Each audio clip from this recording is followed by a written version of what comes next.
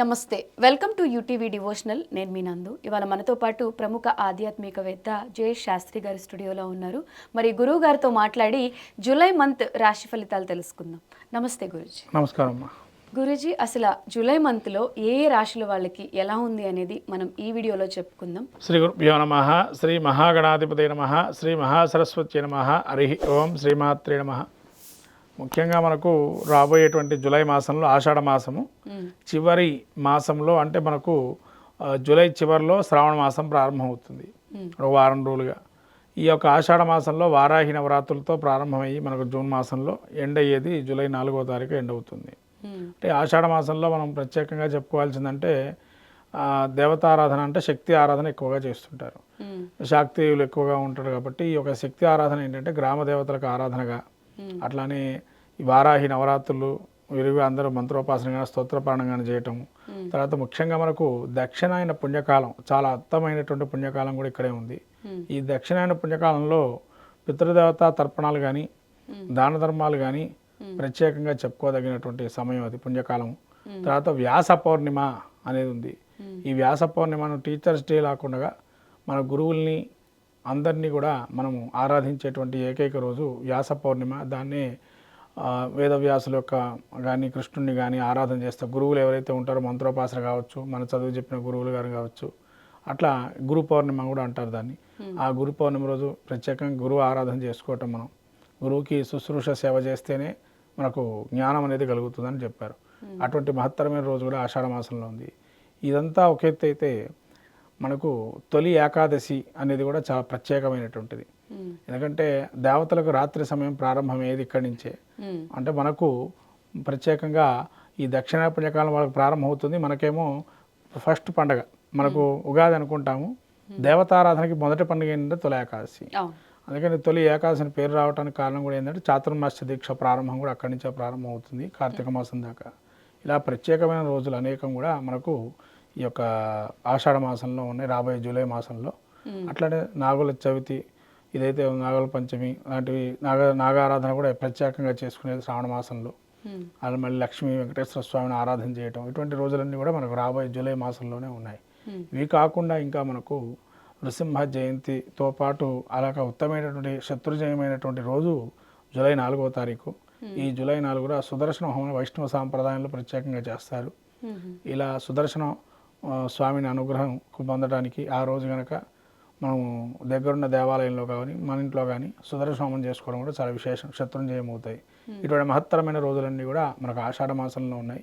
వీటిని అన్నింటినీ కూడా మనం ఉపయోగించి స్వామివారి యొక్క భక్తి శ్రద్ధలతో ఆరాధన చేసి దేవీ దేవతల్ని ఆ యొక్క అనుగ్రహాన్ని పొందాలని, ఈ యొక్క ద్వాదశ రాశుల వారికి ఏ విధంగా ఉండబోతుంది అనేది మనము చెప్పుకుందాం ఈ యొక్క ఆషాఢ మాసంలో. జూలై మాసంలో కుంభరాశి వారికి ఏ విధంగా ఉంటుంది? జూలై మాసంలో మనము ఈ యొక్క కుంభరాశి యొక్క స్థితి చూస్తే, ముఖ్యంగా కుంభరాశి యొక్క నక్షత్రాదులు చూస్తే ధనిష్ట నక్షత్రం 3-4 పాదాలు, శతభిష నక్షత్రం 4 పాదాలు, పూర్వభద్ర నక్షత్రం 1-2-3 పాదాలు ఈ యొక్క కుంభరాశివి.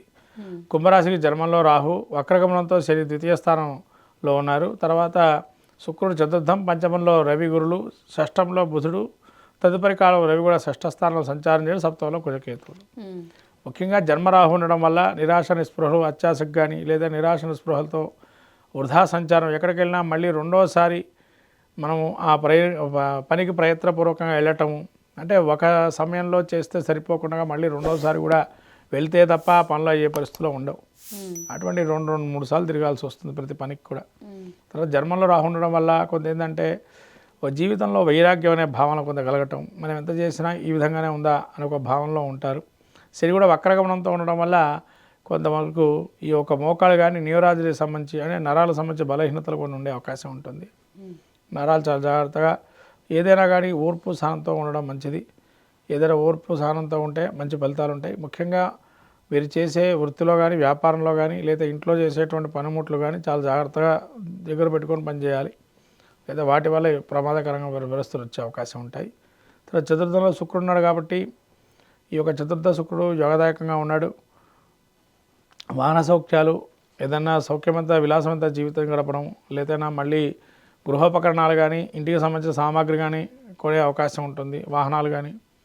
అలానే పంచమంలో రవి గురువులు ఉండటం వల్ల యోగాన్ని ఇస్తున్నాడు. ముఖ్యంగా విద్యాపరమైన కానీ ఏదైనా ఉద్యోగంలో కానీ కొంత పేరు ప్రఖ్యాతలు సంపాదించడం కానీ గురువు యోగిస్తున్నాడు. అట్లాగే రవి కూడా వీరికి పంచమంలో ఉన్నాడు. పంచమంలో రవి ఉండడం వల్ల కొంత అతే వేడి ఉష్ణము ఉండడం మా బాడీలో, తద్వారా ఆ వేడి వల్ల అనేక రోగాలు అంటే ఒకటి రెండు ఆ వేడి సంబంధించిన వ్యాధులు రావటం, వాటి వల్ల ఇబ్బంది పడడం జరిగే అవకాశం ఉంటుంది. తర్వాత బుధుడు వీరికి షష్ఠ స్థానంలో ఉండటం వల్ల ఏదైనా ఎన్ని వ్యాధులు వచ్చినా ఏ వచ్చినా కూడా బుధుడు 6లో ఉన్నాడు కాబట్టి వాగ్ధోరణి వాగ్వైఖరి చాలా అనుకూలంగా ఉంటుంది. ఆ వాక్ సంపదతో శత్రువులను కూడా నశింపజేస్తారు.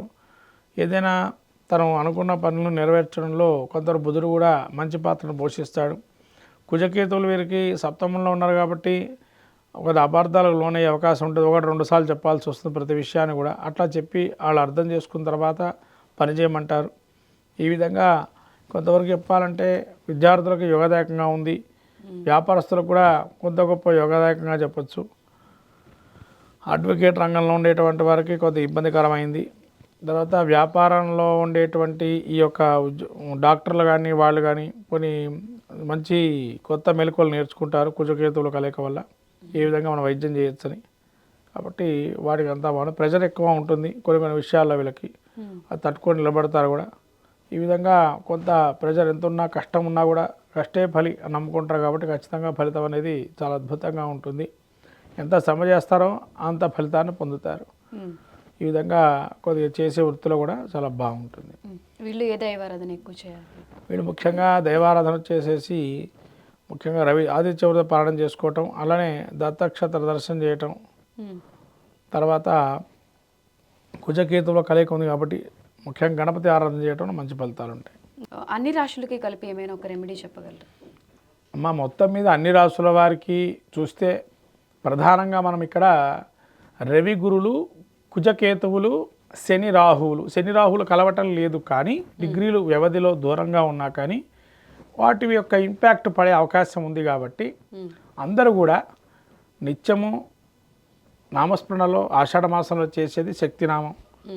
అంటే సుబ్రహ్మణ్య శివ పరివారాన్ని పూజించడం చాలా ఉత్తమమైందని చెప్పచ్చు. ఎందుకంటే శివుడి యొక్క స్వరూపంలో ఈశ్వరుడు కాలస్వరూపంలో ఉంటాడు.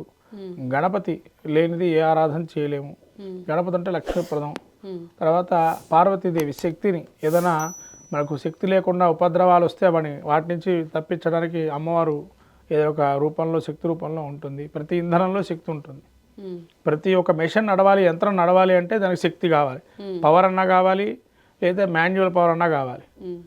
మాన్యువల్ అంటే యాంత్రికంగా జరిగేటువంటి సిస్టమ్ ఉంటుంది కదా, అలా అన్నా జరగాలి. అంటే రెండింటికి కూడా దానికి కూడా మళ్ళీ ఆయిల్ పోసో దాన్ని చేయి తిప్పడం రకరకాలు ఉంటాయి. మనిషి దాన్ని కూడా శక్తిని దానిలో జరపాలన్నా కూడా.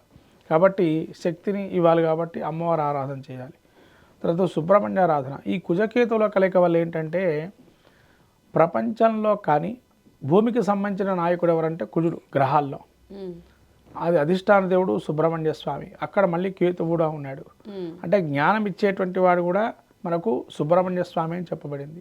కాబట్టి సుబ్రహ్మణ్య క్షేత్ర దర్శనం చేసుకోవటం, సుబ్రహ్మణ్య ఆరాధన చేయటం చాలా విశేషంగా చెప్పబడుతుంది. అంటే శివ పరివారంలో ఉండేటువంటి ఎవరైతే ఈ యొక్క 4 ఉన్నాయో అమ్మవారు, రుద్రుడు, గణపతి, సుబ్రహ్మణ్య స్వామి, అట్లానే శక్తి స్వరూపంగా మనం పార్వతీదేవిని అనేక రకాలుగా కొలుస్తుంటాం. వీళ్ళ ఆరాధన చేయటం వల్ల మన జ్ఞానము, ధనము, అట్లనే శక్తిని ఇవన్నీ కూడా కలగజేసేటువంటిది. అంటే కాలానికి అనుగుణంగా మారే అవకాశం ఉంటాయి. కాబట్టి ఇవన్నీ శివపరివారాన్ని మనం ఆరాధన చేసుకోవటం మొత్తం మీద ఈ ఆషాఢ మాసంలో చాలా విశేషమైన ఫలితాలు వస్తాయి. ఈ విధంగా ఎవరు తోచిన విధానంగా వాళ్ళు ఈ ఆరాధన క్రమంలో గణపతి కానీ, సుబ్రహ్మణ్య స్వామిని, రుద్రుడు కానీ, ఈ అమ్మవారి కానీ అంటే క్షేత్ర దర్శనం చేసుకోవచ్చు, వెళ్తే ఇంట్లో స్తోత్ర ప్రాణాలు చేసుకోవచ్చు, పూజాధికాలు చేసుకోవచ్చు, ఎవరిష్టం వాళ్ళది, హోమాలు చేసుకోవచ్చు. అలా చేసుకోవడం వల్ల మంచి ఫలితాలు ఉంటాయి ద్వాదశ రాశుల వారందరికీ కూడా. ధన్యవాదాలు.